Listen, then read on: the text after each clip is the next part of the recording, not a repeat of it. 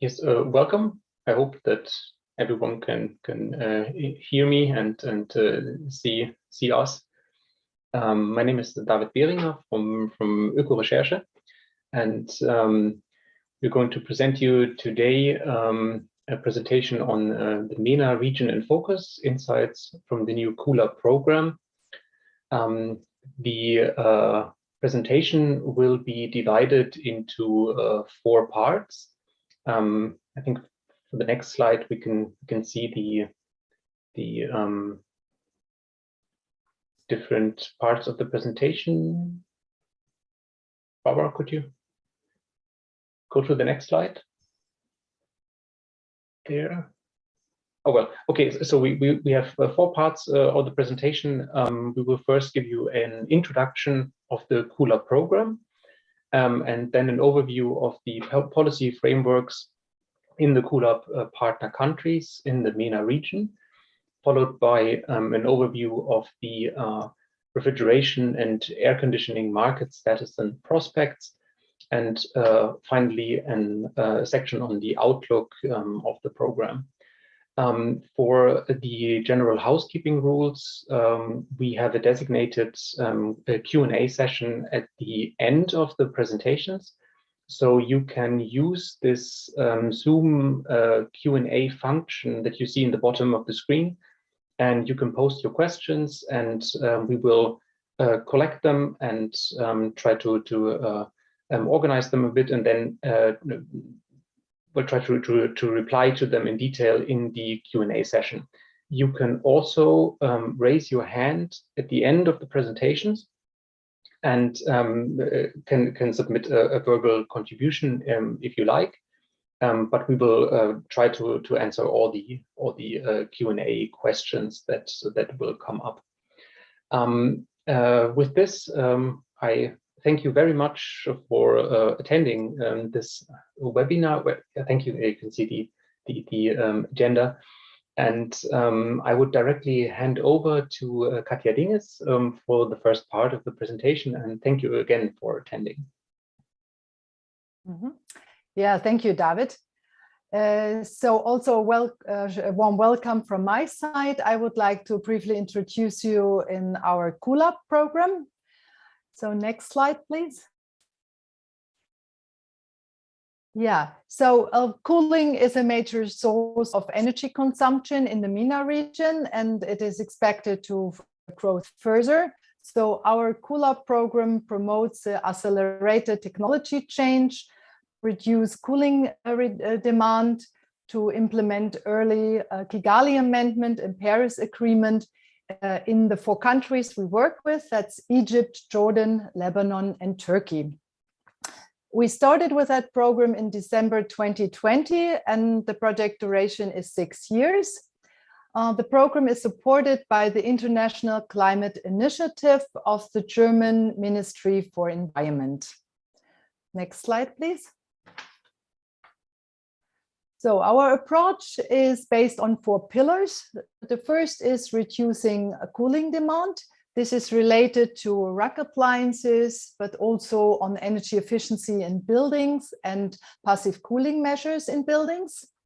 Supporting the phase down of hydrofluorocarbons, so in line with Kigali Amendment, and most of the countries we work with have already ratified Kigali Amendment. Replacing and safely disposing inefficient cooling appliances and refrigerant. And last but not least, improving cooling appliances operations. This is, among others, be done by trainings and awareness raising measures. So our approach is also supplemented by setting up an implementation-focused industry partnership. So we work in all 4 countries with business association as well as with manufacturers of rack technologies, and by building hands-on capacity to enable local and regional stakeholders. In addition, we look at replicable demonstration projects. So Barbara will also present some good examples from the countries later on, and this will be used to disseminate the respective knowledge on sustainable cooling technologies. Next slide. So the main challenges we are facing in this program in the region is a rapidly growing cooling and therefore final energy demand. This is due to economic growth, new constructions, and an increased use of AC. In addition, there are some structural energy sector challenges, respectively. This refers to capacity and network issues and increasing electricity prices.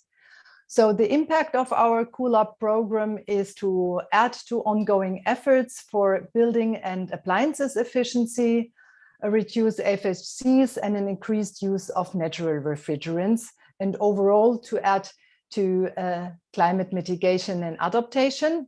Another strong impact we have that we create political and working level network in the respective countries on sustainable cooling, working here with policy decision makers, administration, business association, manufacturers, and with the banking and finance sector. Next slide. Yeah, here you can see our broad Cool Up consortium. So on the right-hand side, you see the international partners with technical expertise covered by Öko-Recherche and ILK Dresden. And on the finance and policy part, the consortium is supported by UNDP and also the respective country offices and the Frankfurt School of Finance and Management.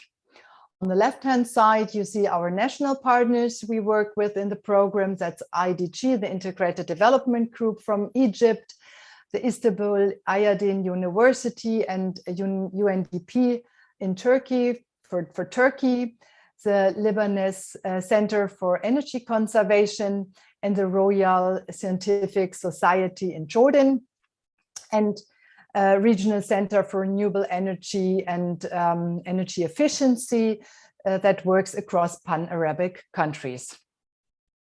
So next slide. So to dive a little bit into the Cool Up program, we have here a holistic and integrated approach across the value chain with three main pillars. So that's policy and regulation, finance and business models, technology and markets. And all these activities are accompanied by a broad stakeholder dialogue in the countries, but also across the countries, and dissemination and awareness raising measures, as well as capacity building activities. We have a cross-segmental focus on refrigeration and AC in commercial sector and AC in residential buildings. And if we look at the policy work stream here, we support the implementation of Paris Agreement and Kigali Amendment objectives. So we support our partner countries' governments in developing policy measures or updating existing policy measures that create a regulatory framework for sustainable cooling. Though this can be done by support for NDCs, for national cooling action plans, for energy efficiency action plans, but we also look at laws, bylaws, codes and standards for RAC appliances and buildings, waste management, etc. From the financial perspective, we support financial institutions to develop financial models to boost sustainable cooling technologies. And this also would affect changes in the manufacturing of refrigeration and ACs. And regarding the technical work stream, so we see that technical solution for sustainable and efficient cooling and use of natural refrigerants are already available. So the focus in our program is here to share implementation-based knowledge, and so also making aware of the benefits and the potential of these technologies. So this will be done by demonstration projects, and we will also set up country-specific technology catalog to encourage and to disseminate the knowledge in this respect. So as you can see here, we bring together different worlds, so the efficiency and the refrigerants and the climate change and ozone. So next slide, please. Yeah, just to present at the end our program timeline. So we started in the past year to elaborate the cooling technology and market status and sectoral prospects, what we present today. And we also looked which policies and financing models are already in place. And from there, we will evolve all the upcoming activities in the next years. We will also conduct regional conferences where we share experiences and knowledge across the region. We will conduct some trainings, for example, for administration, but also for technicians dealing with RAC appliances. We will organize study tours and also present and share technology demonstration projects. So this is the CoolUp program in a nutshell. And now I would like to hand over to Barbara, who will present the regulatory or policy framework in our 4 CoolUp countries. Indeed, thanks very much, Katja. I hope everyone can hear me clearly. And in fact, it would have been Kristina presenting that, but unfortunately she fell sick and had lost her voice, so that I'm getting the policy part.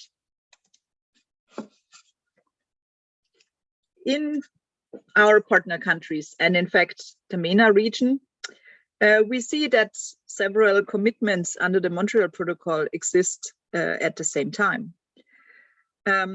So both the Montreal Protocol and the Kigali Amendment are in place. Therefore, in particular, the period between 2021 and 2030 in developing countries is kind of crucial, because implementing the HFC phase down and the HCFC phase down and the HFC phase out will be happening in parallel simultaneously. HCFCs are to be phased out by 2030, and only a servicing tail will be left afterwards, while the HFCs are subject to the phase down for a longer period. The parallel regime of those commitments gives the opportunity for leapfrogging the switch from HCFCs to non-HFC alternatives. The Kigali Amendment can also be seen as an opportunity to enhance and maintain energy efficiency so that significant climate benefits can be reached.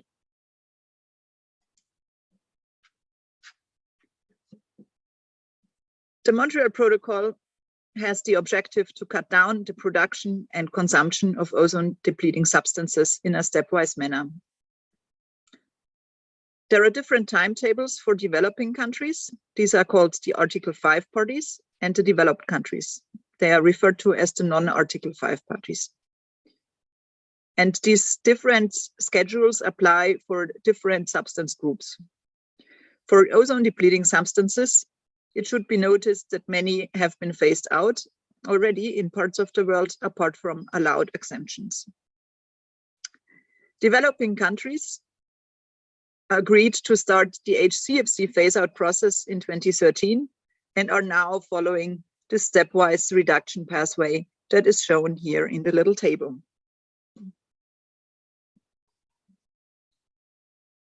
The HCFC phase-out is in full swing, and it is supported by the Multilateral Fund for the implementation of the multi-stage phase-out management plans, different investment projects, and also capacity building activities.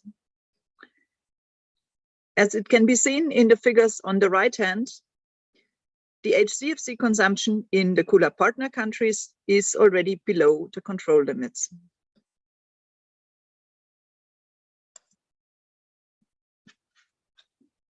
So this slide focuses on the ratification status of the Kigali Amendment in the region. The Kigali Amendment aims for the phase down of HFCs by cutting production and consumption. In the past, HFCs were introduced as replacements to HCFCs and CFCs and are particularly widespread in the air conditioning and refrigeration sector.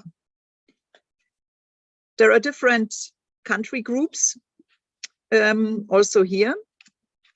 Actually, it's two groups. The Group 1 countries have an earlier start as compared to the Group 2 countries. All our partner countries are Group 1. In the figure, you can see the ratification status of the countries in the region. So 5 of the Article 5 Group 1 countries have ratified the Kigali Amendment until today, and these are Jordan, Lebanon, Syria, Tunisia, and Turkey. Our partner country in the COOL-UP program, Egypt, is still in the process of ratification of the Kigali Amendment. The baseline calculation is based on average production and consumption of HFCs in 2020, 21, and 22, and also a proportion of the HCFC baseline.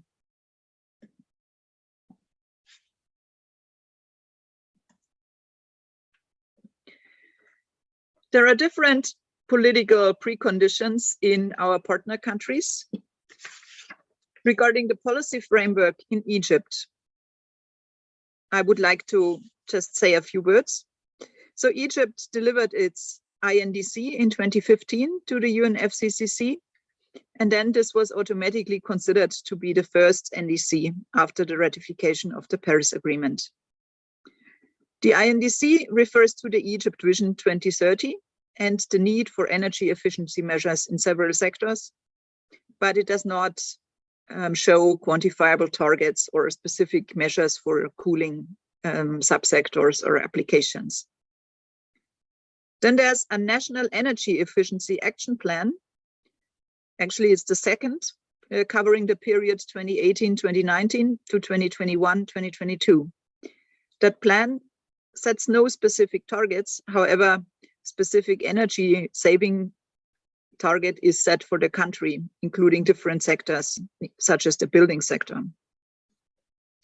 Furthermore, there's a sustainable development strategy, the Egypt Vision 2030, and that represents Egypt's general goal for 2030.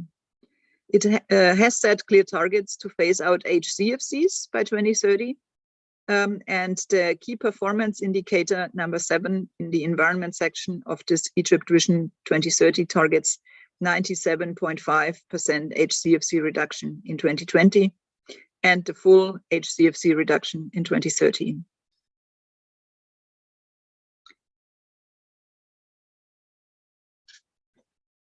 Regarding laws and bylaws, they play a vital role in bringing the strategies and plans to life. Egypt has developed several laws, regulations, and policy instruments that govern the energy efficiency and environmental protection.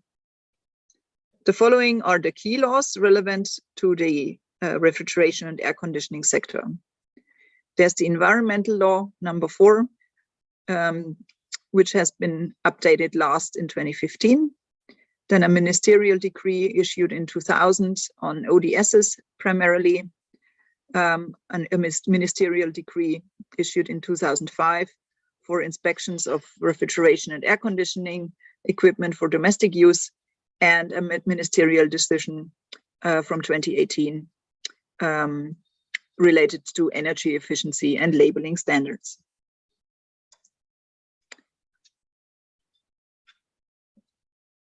Different conditions, of course, apply to Jordan. Jordan submitted its updated first NDC in 2021 and has raised the ambition to 31% reduction of emissions by 2030, compared to business usual for the base year 2012. The updated NDC includes a measure targeting reduction of HFCs consumption, aligned with the national commitments to comply with the Kigali Amendment.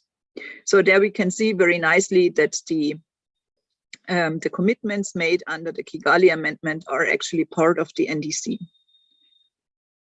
The second National Energy Efficiency Action Plan for the years 2017 to 2020 is implemented through 26 sectorial measures to achieve these strategic objectives of 20% improvement in energy efficiency by 2020, compared to the 5-year baseline to 2006 to 2010.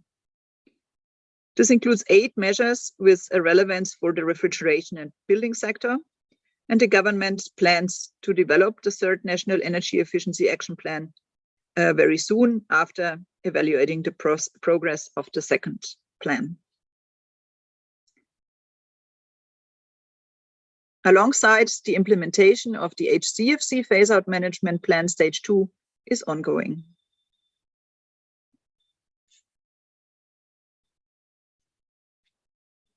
Several laws and regulations govern this energy efficiency, environmental protection, and waste management fields. The National Environment Protection Law of 2017, a climate change bylaw is in place dating from 2019. A waste management framework law from 2020 that classifies the chemical substances and the electric and electronic waste as hazardous waste, which require management. And then there's the air protection bylaw that states that any entity shall comply to the national regulations of the use of substances under the control of Montreal Protocol. So also in Jordan, a number of policies are in place already that the program can build on. Lebanon is the next country where we want to take a little look into the policy situation. Lebanon submitted its first updated NDC in 2021, where it commits to unconditionally increase the greenhouse gas reduction target relative to the business as usual scenario from 15 to 20%, and to conditionally increasing the greenhouse gas emission reduction target from 30 to 31% relative to the business as usual. Also, the results of the national cooling plan were considered when updating the national determined contributions. A second national energy efficiency action plan covering the period 2016 to 2020 tackles the development of minimum energy performance standards and the labeling for several equipment types, including cooling and heating systems. Lebanon has also established a national cooling plan that was published in May 2021, and this national cooling plan includes a market study performed in 2019 in order to better understand the stock of appliances and their technical and performance characteristics. It also includes a proposal for minimum energy performance standards and labels regulation, a financial approach to support the introduction of energy efficient appliances, and a roadmap for the transition to carbon neutrality in the cooling sector by 2050. The implementation of the HCFC phase-out management plan stage 2 is ongoing, with the objective to meet 50% reduction from the baseline by 2020. Lebanon has also developed several laws and regulations that govern the energy efficiency and environmental protection field. The energy conservation law is drafted and includes 3 articles related to development of minimum energy performance standards and labeling for all types of electronic equipment. Furthermore, an environment protection law against the pollution from harmful waste and hazardous materials is in place. A decree from 2016 relates to the control of ozone depleting substances. And another decree from 2017 is providing tax exemptions on income and customs for individuals or also companies engaged in environmental activities. Moreover, an energy conservation law is currently being developed by the Ministry of Energy to execute the second National Energy Efficiency Action Plan, and also additional policy efforts expanding on it.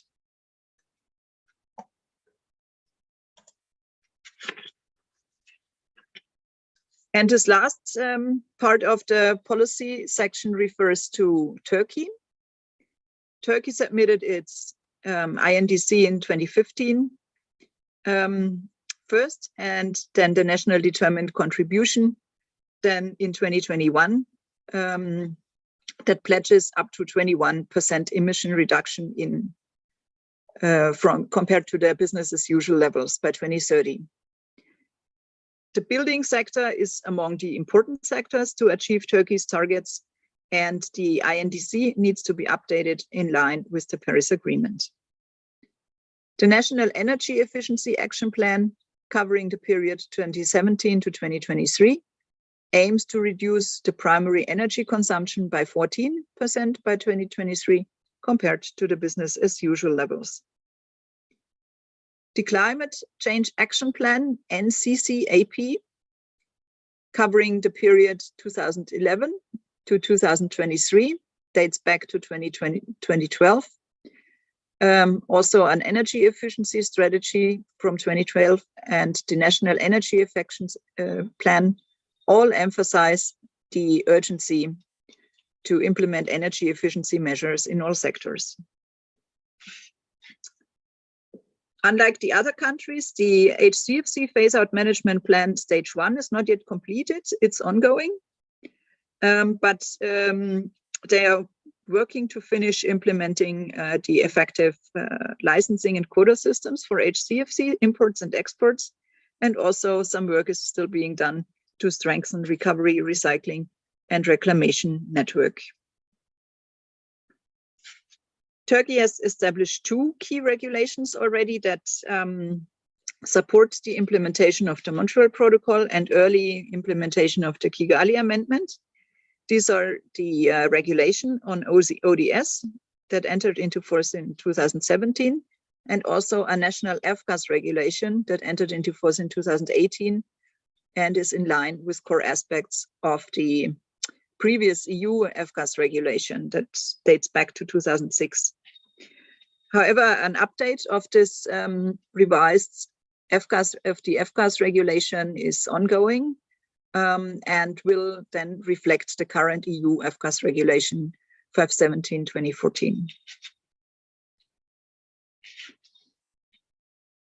Turkey has also largely harmonized building and product efficiency standards with the EU Energy Performance of Buildings Directive, the Eco-Design Directive, and the Energy Labeling Framework Directive.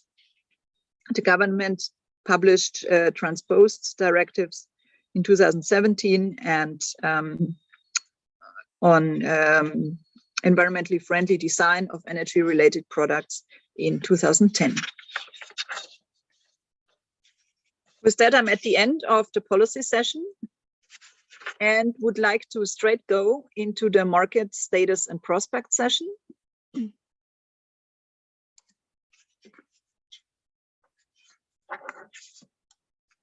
Let's take a quick look at the regional context.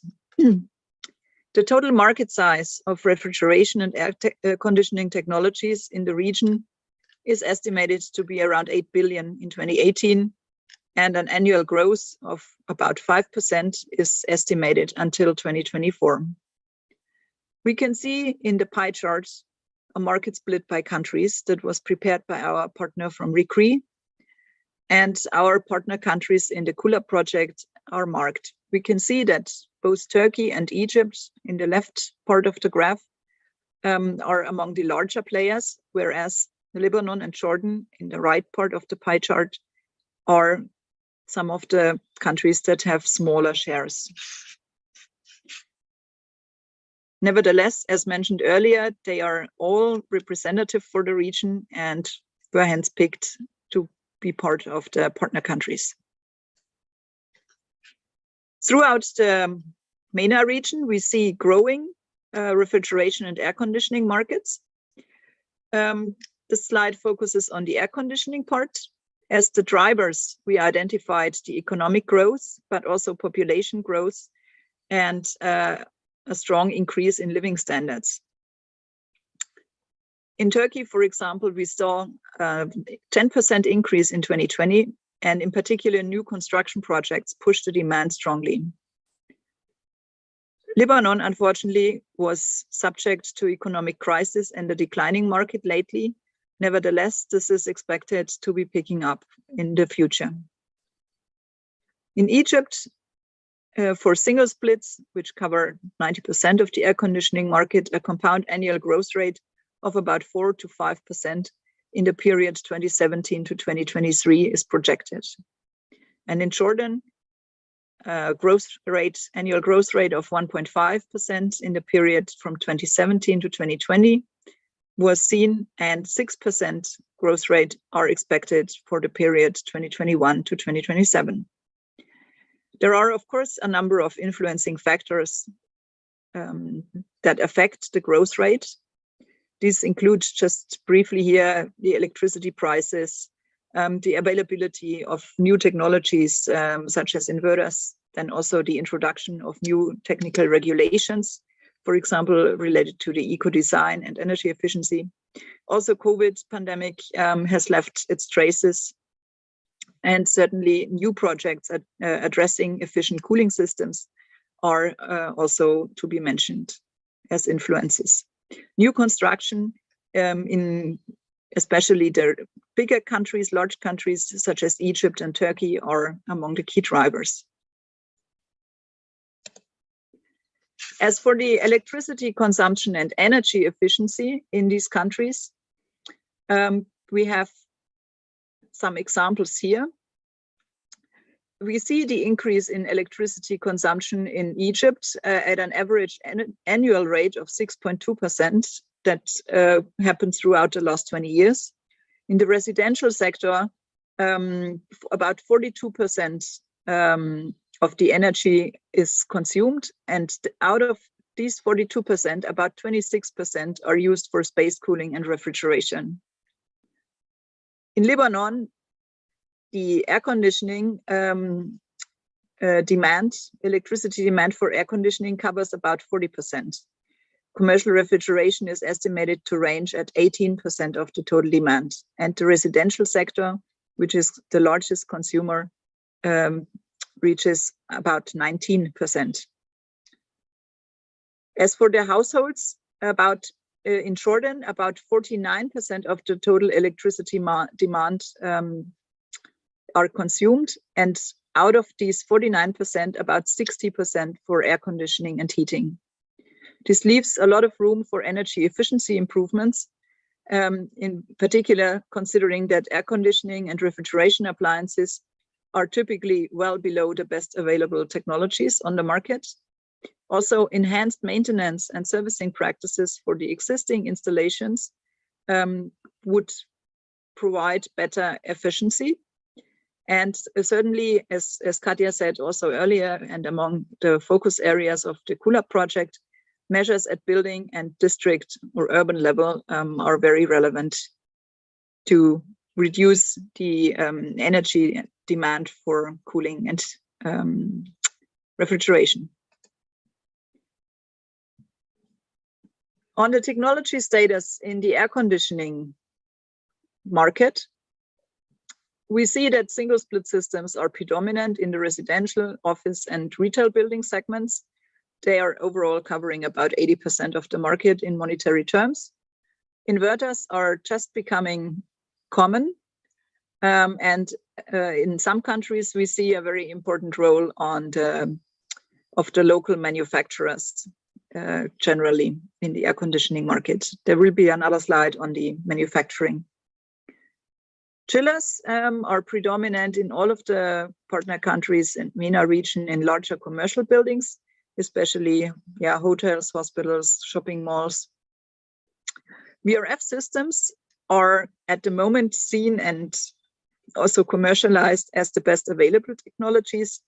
However, they still have a low share in existing buildings, and sales are increasing very strongly. In district cooling, we can see an increasing interest. Several projects have been successfully implemented and are operating. For example, Egypt has several installations in new built parts of cities, or actually new cities. And as mentioned before, the energy efficiency of the installed equipment is typically lower than the best available technology.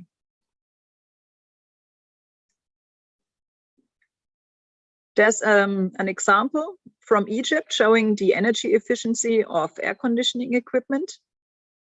So on the left-hand side of this table, you can see the system types, then the average efficiency as a range in the stock, and the energy efficiency of the units installed in new buildings. As a comparison, the best available efficiency technologies are shown here. So this refers to the country example of Egypt. The data are based on interviews and the Eurovent certification database.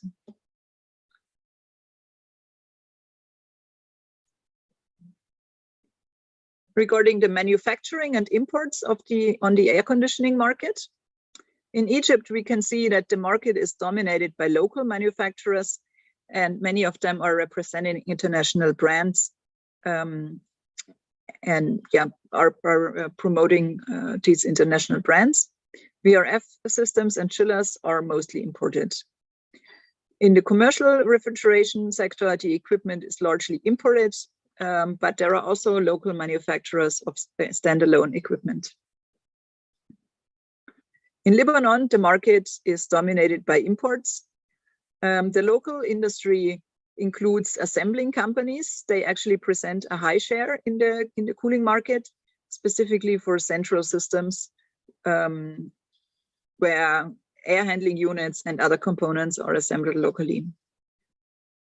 Also in Jordan, about 50% of the air conditioning systems are manufactured locally, and the other 50% are covered by imports.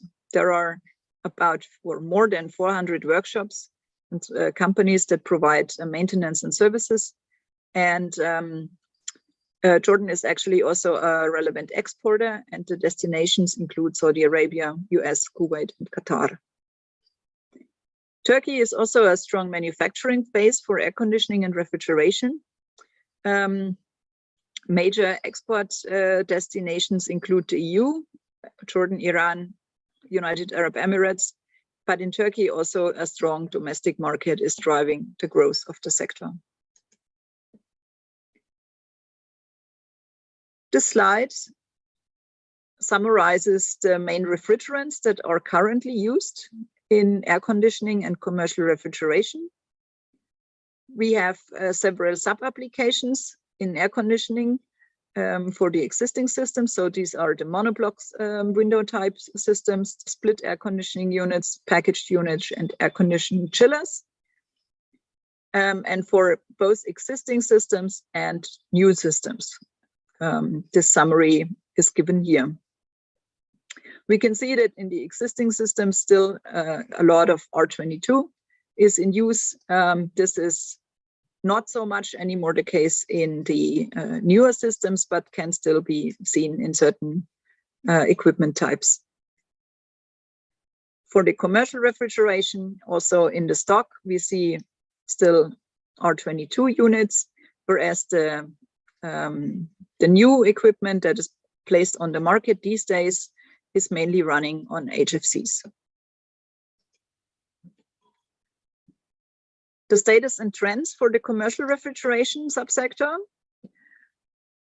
Standalone units are predominant, and they are very widely used in the small corner stores, small supermarkets and restaurants throughout the Mina region. Centralized supermarket systems are mainly found in urban centers and not so much in smaller towns. And condensing units are, of course, also there, and they are used for cold stores and restaurants. Regarding natural refrigerants, there is some experience in the countries actually in the commercial standalone equipment, and also, maybe even more long-term, the domestic refrigeration equipment. In the partner countries, the imports of components is very relevant, especially for the installation of centralized systems. And also for the commercial refrigeration subsector, we see that the energy efficiency of the installed equipment is typically less than the best available technology. This slide gives a little bit of an overview on the different aspects that have been covered so far. And I would like to now go directly to the market prospects. So early action and the swift reduction of HFCs is key to lower the starting point of the reduction pathway, is actually the big finding that comes from our work so far. In the refrigeration and air conditioning sector in the MENA countries, we can see high growth and large market potential. That is depicted in the diagram on the left side. There's no particular country shown here, but it is used as an example, this diagram, and the trend line is representative for all growing markets. We can see a strong increase in the refrigerant demand, and linked to that also a strong increase in the direct emissions. Therefore, the market growth may outweigh HFC demand and demand reductions and also emission reductions if only a transition to low GWP refrigerants is taking place. Therefore, it is crucial to implement low GWP practices before or in the early stages of the market growth. There are different ways to reach these reductions. An important one is reducing the leakage rate of the existing equipment, because it will immediately deliver decreases in the refrigerant demand and also in the emissions. Furthermore, for the new equipment and the manufacturing, low GWP solutions need to be established, possibly also for the retrofitting. And then also for disposal, the recovery, recycling, and reclaim of refrigerants needs to be strengthened to lower emissions at the end of life, and therefore also to lower demand for virgin HFCs through the recycling. The market prospects for the air conditioning sector is shown on this table. For the 4 partner countries, data are provided on the building stock, and separate from that on the air-conditioned floor area. So we can see that in Egypt, residential buildings represent 77% of the stock. Also in all the other partner countries, and we believe that this is also true for other MENA countries, the residential buildings play the bigger role. And out of these, out of all the buildings, out of all the floor area, we can see that in Egypt, 27% of the floor area is air conditioned, but 22 plus 51% are not yet air conditioned. Therefore, the 2 columns on the right-hand side represent the growth potential for the air conditioning market. The data are preliminary and will be explained in great detail in the reports that are being published within the project.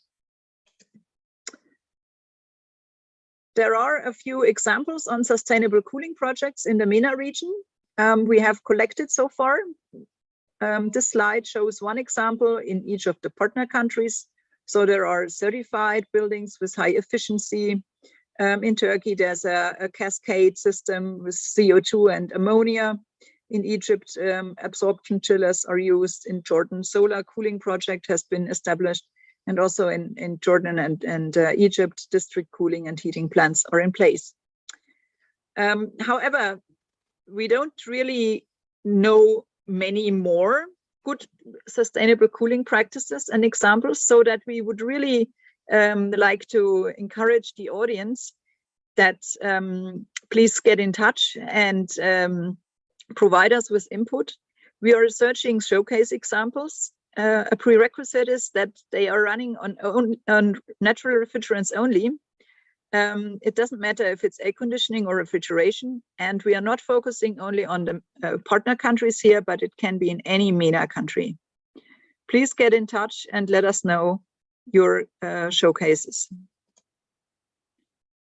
And with that, I'm at the end and handing back to Katja for a small outlook.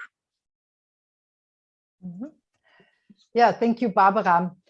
Yeah, to have a quick outlook at the end of our presentation, I will show you which publication we plan for this year and where you also can get more information on the results of our interim results of our project. So the first is we're also Barbara showed us some insights, is the Guidehouse prospect studies, where we look at future possible developments for the transition of the cooling market. We will publish also in the second half of this year a technology catalog that will be a deep dive on available sustainable cooling technologies. Then we will publish in the second quarter some reports which has a high-level status overview for the 4 partner countries on the financial market assessment, on cooling sector status, and also the results of the regulatory analysis we conducted. And there will also be published a regional cooling status report that not only cover the 4 countries, but the entire MENA region, and also covering the policy and regulation part, technology and market and finance. So these are the publication you can expect for this year, and they can be uploaded and found on our website. I think David has already posted our Cool Up program website in the chat, but you can also reach out in other ways. So maybe next slide, Barbara. Yeah, to stay connected with us, you can look at our website, but you can also email in the respective email address you can see here, but you can also engage with us on Twitter and visit our YouTube channel. And next slide. Yeah, you can also reach out directly to us via email. So first of all, thank you very much for hearing and listening this presentation. So back to David now. Thank you, Katja, and thank you both for your presentations. And as I see, we have 2 questions from Thomas Trevisan that I think I will just throw out, and you can pick them up as you see who could best address it. So the first question would be, what are the main challenges you expect to encounter during the unfolding of this project? Mm-hmm. Yeah, maybe I can just start, and Barbara may add. So I think what we've seen is that there are a lot of good policy solution and technical solution already in place in the region, but also worldwide to share. But one of the main challenges we see, and I think it's also addressed in our program and also mentioned by the stakeholder workshops we already held, that it really needs an increase of awareness on the use of natural refrigerant and reducing cooling demand. So for broader audience, but also for manufacturer and for policymakers, etc. The other challenge I would see is also to bring all the different stakeholders together. That is also what we try to cover in that integrated approach. So from the policy side, from the industry, and from the finance side. So bring these all different perspectives together, and that they fit really to encourage the use of natural refrigerants and reduce cooling demand and streamline all the different activities, because usually the one is working on natural refrigerant, the other one for building sector, etc., and all the market and policy and finance perspective needs to bring together. So maybe Barbara, you may add. Yeah, thanks, Katja. I would see the same issues there, and also in terms of maybe institutional implementation, tackling this overlap of the Montreal Protocol commitments, HCFC phase out and HFC phase down is I think also a very big challenge in terms of the implications. What does that mean? NOUs are working hard to communicate well with all these other stakeholders. Yes, I would definitely say that having all the partners sitting on one table, even if it's a virtual table these days, is clearly a key challenge, and hopefully will be tackled in the next years. We can see a big opportunity on the markets in the region, and maybe also the vicinity to EU market will be a good driver, a good example for companies and players on the market to move into this direction. Thank you both. I think this should hopefully answer the first question. We have a second one that is, I think, more technical and maybe something for you, Barbara. And that is, what are the obstacles and or drivers for the region uptake of natural refrigerant applications? So for the MENA region, how is the situation for natural refrigerants? Yes, that clearly links to this political or policy situation of the Montreal Protocol regime that was introduced during the presentation. So for a long time, people were concerned about the HCFC phase out mainly, and introducing fast alternatives that were easy to handle. So a lot of HFC solutions were implemented in the past and are still being implemented. So there's maybe a lack of awareness, but also a lack of capacity on a technician level. So handling flammable refrigerants or CO2 systems is not really well known yet. A lot of skepticism is around regarding flammability. So clearly the international situation in terms of standards should also act a bit as a driver.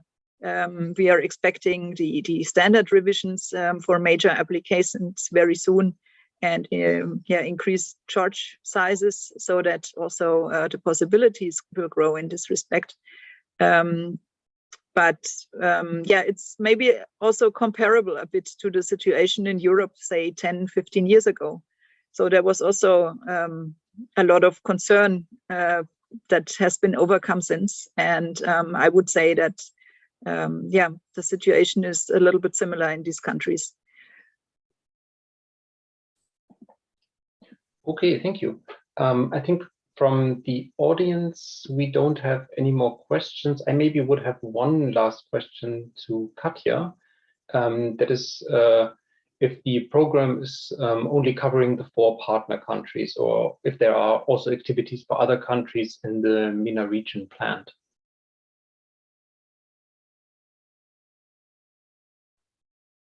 Yeah, it's not concretely planned, but I think our approach we have chosen in the KULA program fits very well also to the other countries.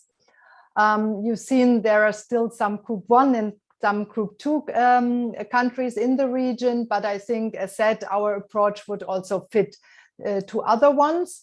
The main challenge is that it has to be financed. So, but I think these could be some approaches also to find donors to keep that part. But I think it would be possible and would also be very fruitful for other regions to join or implement a similar approach as we have chosen in the KULA project. And that would also encourage the exchange of experiences and good practices across the MENA region. Okay, thank you. very much.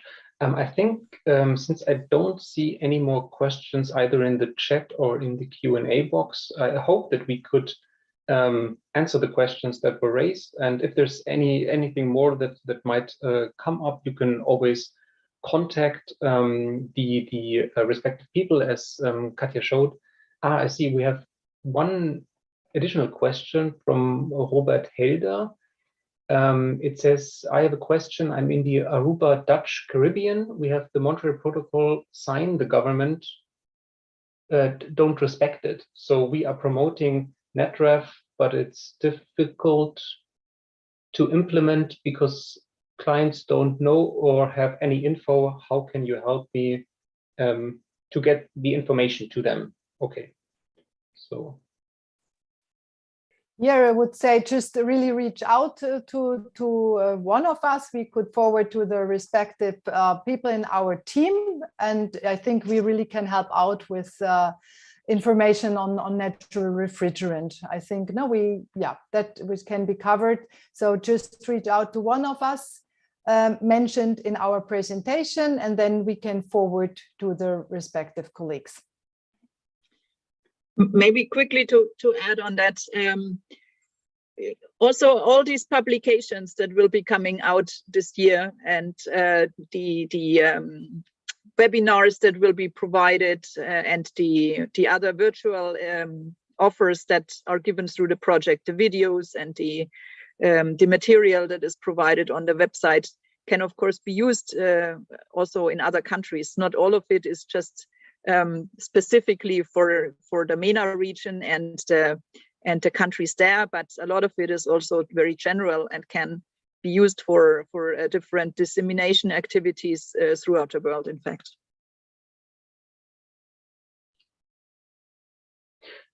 Thank you. So I think this hopefully should answer the question. So please get in contact with us. So can help and keep on the lookout for the publications that are upcoming. It's always good to check the website, I think, and look or subscribe to the Twitter account. So I guess there you would be always get the newest information available. I think since it's only 2 minutes left for this session and we don't have any more questions, I would again like to thank Katja and Barbara for the very well presented slides, and also especially the audience for your interest and participation and the questions also. So I think with this we can conclude this session, and thank you again, and have a nice rest of atmosphere webinars to come. Thank you.